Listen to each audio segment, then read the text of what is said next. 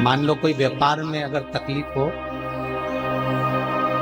कमाई अच्छी नहीं हो रही हो, व्यापार नहीं चल रहा हो, तो निवेदन करूंगा कि किसी के चक्कर में मत पड़ना, कहीं जाकर पूछना मत ही। केवल देव उठनी एकादशी के दिन जो अभी आने वाली है, कार्तिक के महीने में देव उठनी एकादशी, इस दिन एक सिक्का, जब रात्रि को आप तुलसी जी की पूजन करें, ठाकुर जी की पूजन करें, एक सिक्का उसको नीचे रखकर उसको भगवान को विराजमान कर तुलसी माता या शालिग्राम जी को विराजमान कर फिर पूजन करें। सुबह ब्रह्म मुहूर्त में 4 बजे जब आप देवता को उठाएं, वहां पर जब लीपन करें और उठाने जाएं, उस गन्ने की झोपड़ी के अंदर, तो वो सिक्के को अपने पल्लू में डालकर हल्दी की कटोरी में भरकर दुकान में, व्यापार में, व्यवसाय में रख दें।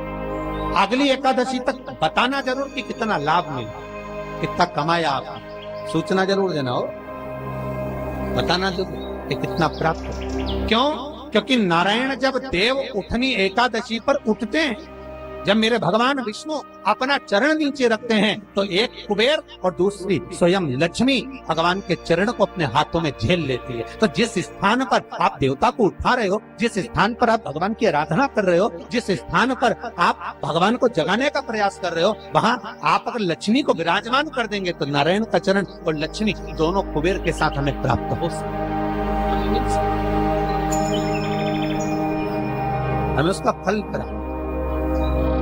किसी लड़का और लड़की का विवाह नहीं हो रहा,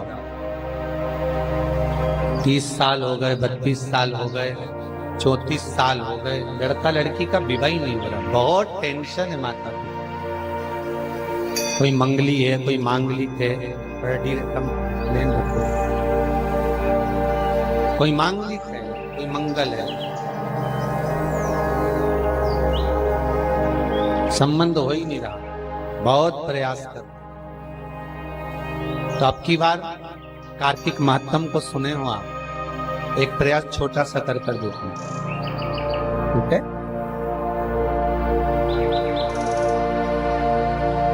चार दिशा का स्मरण करिए, पूर्व, पश्चिम, उत्तर, दक्षिण। हथेली पर आटे का दीप लगाइए, घी भर लीजिए और 4 बत्ती उसमें अलग अलग रख लीजिए।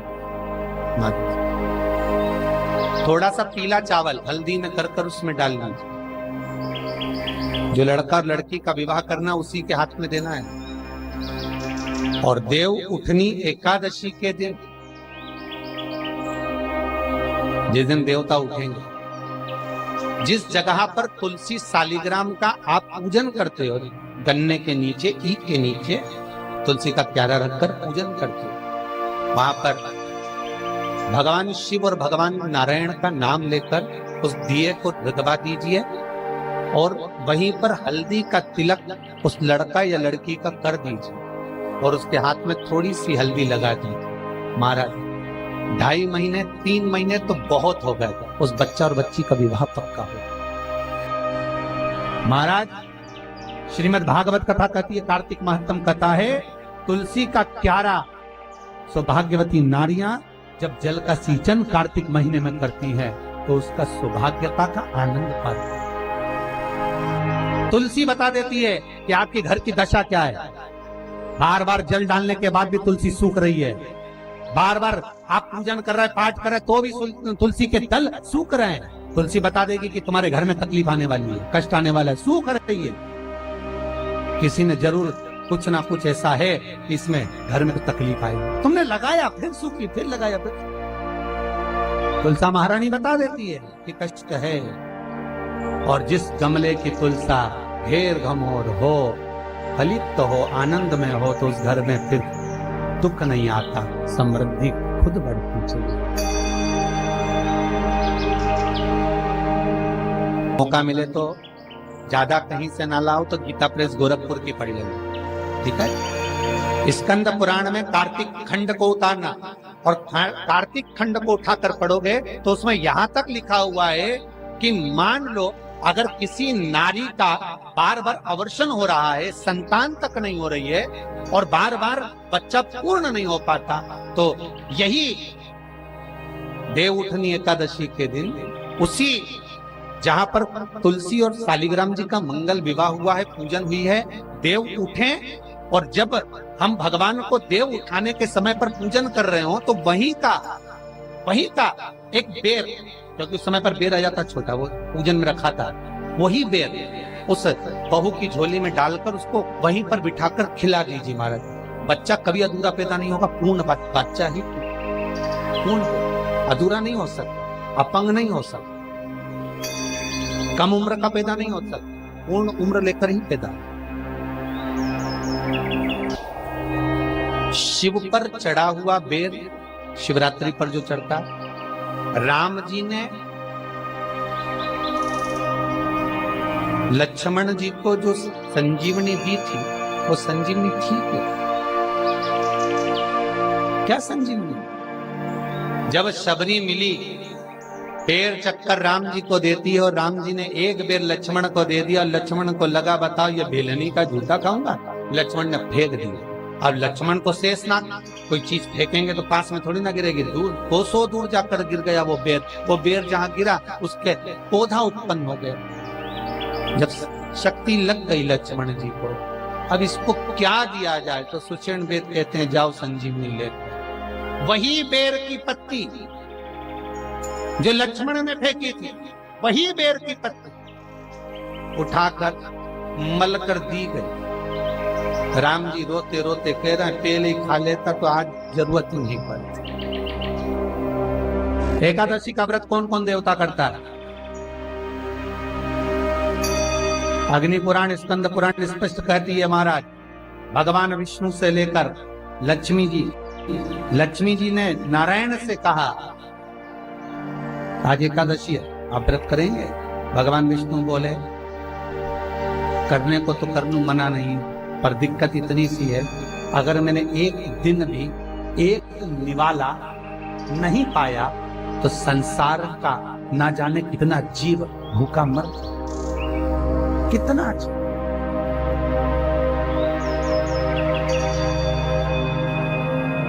लक्ष्मी जी ने कहा तो मैं व्रत करूं कि ना करूं? नारायण के शब्द सुनिएगा महाराज, स्कंद पुराण, विष्णु पुराण, अग्नि पुराण। नारायण कहते हैं लक्ष्मी तू एकादशी का व्रत कर,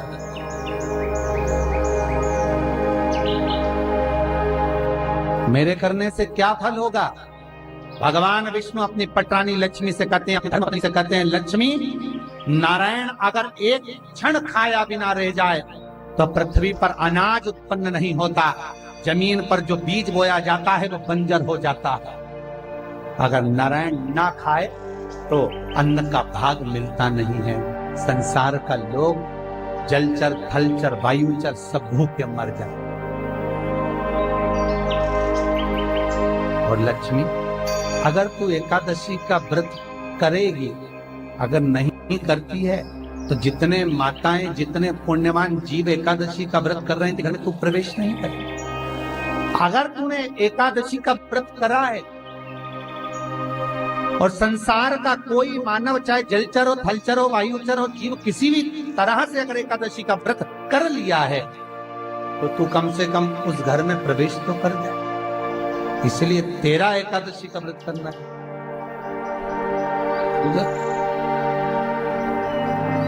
महाराज श्रीमद् भागवत कथा कह रही है, भगवान कृष्ण का पावन चरित्र कर, रुक्मणी और सत्यभामा, कालंदी, मित्रवंदा, लक्ष्मणा, सप्तकी सब संपूर्ण रूप से एकादशी का व्रत करते। भगवान नारायण की यहाँ पद्मावती, श्रीदेवी, भूदेवी सब एकादशी। श्रीमद् भागवत कथा वर्णन कर रही है, कार्तिक महत्तम कह रहा है कि आपके जीवन में करा हुआ पुण्य सत्कर्म अर्थात हमारा जो जन्म हुआ है वो केवल भगवत भजन के लिए, स्मरण के लिए, कीर्तन के लिए, नाम जाप के लिए करो। भगवत भजन देखो, हिंदू धर्म में कोई भी त्योहार ऐसा नहीं है जिससे फल ना लिए। कोई भी त्योहार हिंदू धर्म का ऐसा नहीं जिससे फल ना लिए।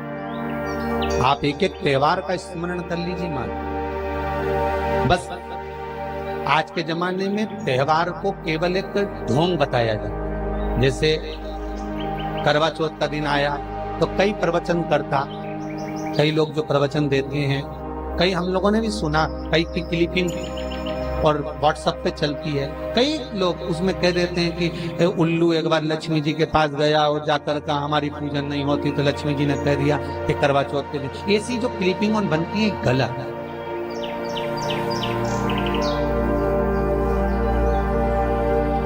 कई कथाकार कह देते हैं कि लक्ष्मी जी के पास में उल्लू गया और हमारी पूजन नहीं होती, तो कह दिया करवा चौथ के दिन होगी। तो ये क्लिपिंग गलत है। ये इस तरह के जो मैसेज जगत में भेजे जाते हैं, व्हाट्सएप पर चलते हैं, इसका विरोध ये गलत। हमारे हिंदू धर्म का एक एक त्योहार, हमारे हिंदू धर्म का एक एक रीत रिवाज, हमारे भारत की भूमि का एक एक त्योहार हमें सुख और समृद्धि देने वाला, कोई साधारण नहीं है। सुख समृद्धि देने, वैभव देने, एक एक त्योहार, चाहे वो दिसंबर के महीने में आ रही हो हनुमान अष्टमी क्यों ना, चाहे कार्तिक पूर्णिमा क्यों ना, एकादशी क्यों ना, द्वादशी क्यों ना। क्यों? हमारे पूर्वजों ने ये सारी तिथियों का निर्माण कर शंकर भगवान के श्री विग्रह के सामने ये वारों का निर्माण हुआ था। रविवार, सोमवार, मंगल, बुध, गुरु, शुक्र, शनि, ये शंकर ने बना। तिथि शंकर ने बनाई, वार शंकर ने बनाए। एक एक जो पल है, घड़ी है, उसका जो निर्माण जो किया है वो शिव ही करे, तो कोई साधारण नहीं। गौदान और एकादशी, श्रीमद वल्लभाचार्य जी ने मायावत का खंडन करा था जगन्नाथपुरी में, और श्रीमद वल्लभाचार्य जी ने कहा था एकादशी मरने के बाद मत दो, एकादशी जीते जी दो। कहा था कि नहीं कहा था? जीते जी दान करिए। इसलिए जगदीश में, जगन्नाथपुरी में एकादशी उल्टी लटकी हुई है। करें अपने दर्शन। जगदीश में एकादशी को उल्टा लटकाया, क्यों? क्योंकि वल्लभ ने कहा कि एकादशी जीते जी दो। कई पंडितों कहते हैं तुम्हारे दादाजी मर गए, जब 12वें का दिन होता है ना तो पंडित जी संकल्प छुड़ाते हैं, दो एकादशी। बड़े बेटे ने 5 दे दी, छोटी बहू ने 3 दे दी, उसने 2 दे दी, उसने 2 दे दी। तो क्या तुम्हारे दादाजी भिखारी थे जो तुम्हारी एकादशियां लेकर जाएंगे? और तुम कौन होते हो दादाजी को एकादशी देने वाले? तुमने कौन सा इतने पुण्य कर लिए जो तुमने एकादशी दे दी? एकादशी के दान की महत्वता श्रीमद वल्लभाचार्य जी ने कहा कि कोई व्यक्ति अगर खटिया पर सड़ रहा है, पलंग पर तड़प रहा है, हॉस्पिटल में पड़ा हुआ है, तो निवेदन है कि उसको देखने जाओ तो अपनी करी हुई एकादशी में से 2 एकादशी का दान उसको तुरंत दे दो। क्यों? तो जिससे उसको मोक्ष मिल जाए, मरने के बाद नहीं। क्योंकि मरने के बाद तो वो 10वें के दिन, गरुड़ पुराण में लिखा है 10 दिन तक जीवात्मा घर की अटारी पे रहती है। कितने दिन? 10 दिन। 10 दिन के बाद जीवात्मा चली जाती है। कहां जाती है? उसको जहां जाना है। 3 दिन में उसको भोग भोगना पड़ता है जीवात्मा को। 3 दिन नरक का भोग भोगती है, उसके बाद स्वर्ग का भोग भोगती है। 18 दिन में ये प्रोसेस पूरी हो जाती है। कितने दिन? 18 दिन। 18 दिन के बाद में उस जीवात्मा को धान के खेत में पटका जाता है। किसके खेत में? धान के, चावल के खेत में। इसलिए कहते हैं एकादशी के दिन चावल मत खाओ। कहते कि नहीं कहते? और क्या कहते हैं? द्वादशी के दिन चावल खाना जरूरी है। एकादशी का पालना करना है तो द्वादशी को चावल का 1 ग्रास खाओ, तब द्वादशी को चावल खाओगे तो एकादशी लगेगी। चावल नहीं खाओगे तो एकादशी नहीं लगेगी। द्वादशी को चावल खाना जरूरी है। क्यों कहते हैं? क्योंकि धान के खेत में जीव को छोड़ा जाता है, उस धान के खेत में, चावल के खेत में जीवात्मा रहती है। उसको चिड़िया खाती है तो चिड़िया के रूप में जन्म लेता है, मनुष्य खाता है तो मनुष्य के रूप में जन्म लेता है। इसलिए एकादशी के दिन चावल नहीं खाया जाता, क्योंकि एकादशी के दिन हम चावल खाएंगे तो जीव हत्या का दोष लग जाएगा। फिर कब खाना है? द्वादशी के दिन। द्वादशी के दिन क्यों खाया जाता है? क्योंकि हम एकादशी के व्रत करे रहते हैं, और पहला घासा जब चावल का खाते हैं तो अपनी करी हुई एकादशी का पुण्य, जितने जीव हमारे मुंह में जाते हैं उनको उसका पुण्य मिल जाता है, और उनका फिर जन्म नहीं होता, वो तर जाते हैं, उनको एकादशी का भाग मिल जाता है। इसलिए कहते हैं एकादशी को चावल मत खाओ, पर द्वादशी को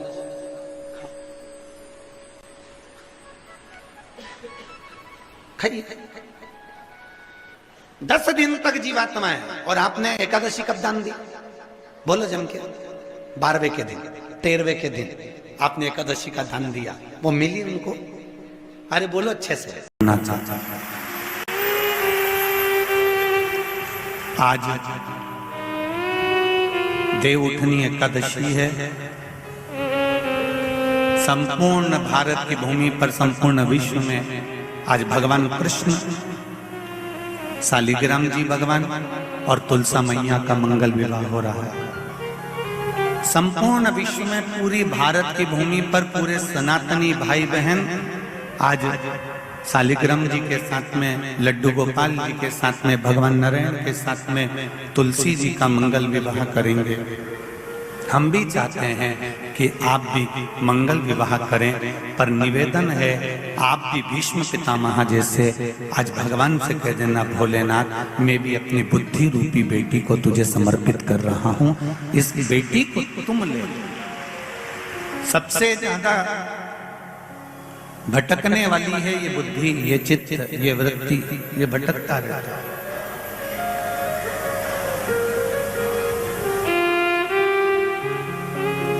संत साधु सन्यासी तपस्वी साधक उपासक भजनों में हमेशा कहते रहते हैं, ये मन बड़ा चंचल है कैसे तेरा भजन करूं, जितना इसे समझाऊं उतना ही मचलता।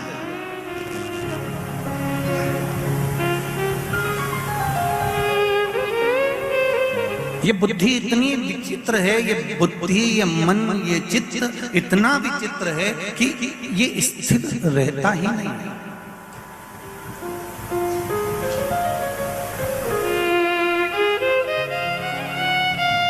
जब तक तुम्हारे लड़के से लड़की की शादी नहीं हो जाती, ऐसी कोई सास नहीं संसार की। यही एकादशी के दिन से जो व्रत साधना करना प्रारंभ करी थी वो सुख देने वाली थी। निवेदन है आपसे भी,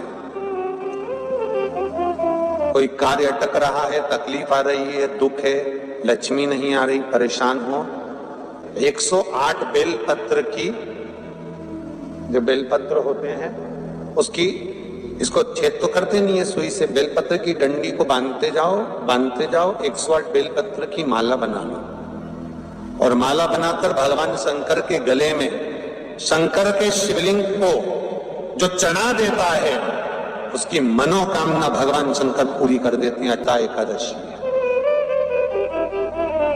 108 बेलपत्र की माला बनाकर शंकर भगवान को समर्पित करी जाती है। माता लक्ष्मी ने भगवान विष्णु को पाने के लिए तुलसी की माला बनाकर समर्पित करी थी, जैसे सती ने शिव को पाने के लिए, कामना को पूर्ण करने के लिए। शास्त्र कहता है घर के बुजुर्गों को, घर के बड़ों को, जेठ जेठानी हो, सास ससुर हो, घर में जो तुम्हारी उम्र से बड़ा हो, उसको आज पीला फूल या पीली चने की दाल या पीला वस्त्र, कुछ भी पीली सामग्री आज घर के बड़ों को देना चाहिए। क्यों देना चाहिए? तो शिव महापुराण की कथा कहती है कि जो शुक्ल पक्षी की एकादशी के दिन पीली वस्तु का दान दे देता है, घर के किसी ब्राह्मण को देने नहीं जाना, किसी मंदिर में देने नहीं जाना, आपके ही घर में, आपके ही घर के बड़ों को कोई भी पीली चीज का दान कर सकते। फूल हो, मिठाई हो, कोई अनाज हो, कोई वस्त्र हो, पीली वस्तु का दान दे दो। क्यों होगा? क्या होगा उससे? शिव महापुराण की कथा कहती है उससे जिंदगी में कभी बड़ी बीमारी प्रवेश नहीं करती। सनातन धर्म कहता है बट वृक्ष की पूजन करने वाला, बट वृक्ष के नीचे शिव की आराधना करने वाला, लोम समर्पित कर जल चढ़ाने वाले का जैसे कर्ज मुक्ति होती है, उसी तरह आंवले के वृक्ष के नीचे मात्र ताजा मिष्ठान दूध का बनाकर उस सामग्री को भगवान आंवले के वृक्ष के नीचे पूजन करने से लक्ष्मी और संपदा की वृद्धि होती है। जैसे शमी का पौधा, शमी का वृक्ष, शमी के वृक्ष के नीचे मात्र दूध और जल मिला हुआ जल, शमी के वृक्ष के नीचे मात्र औघड़दानी अवधूतेश्वर महादेव के नाम से केवल हफ्ते में एक बार भी अगर दूध और जल का मिश्रण शमी के पौधे के नीचे कर दिया जाता है तो कहते हैं शरीर में बड़ी से बड़ी अगर बीमारी है, कहीं कैंसर जैसा रोग है या किडनी लीवर जैसा रोग है, कोई भी तकलीफ, कोई गांठ अगर शरीर में हो गई है, तो शमी के वृक्ष के नीचे दूध का जल थोड़ा सा हफ्ते में एक बार अवधूतेश्वर महादेव के नाम से समर्पित कर देने से रोग का निवारण होने लगता है, रोग थम जाता है और आगे नहीं बढ़ पाता और उसका इलाज चालू हो जाता है। सुख का अनुभव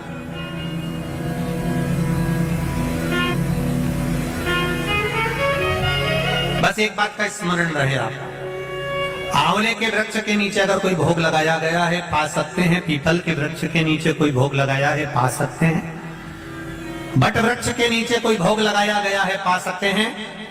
जिस वृक्ष के नीचे भोग लगाओगे पालोगे, पर शमी वृक्ष के नीचे का जो भोग लगाया गया है वो नहीं पाया जाता।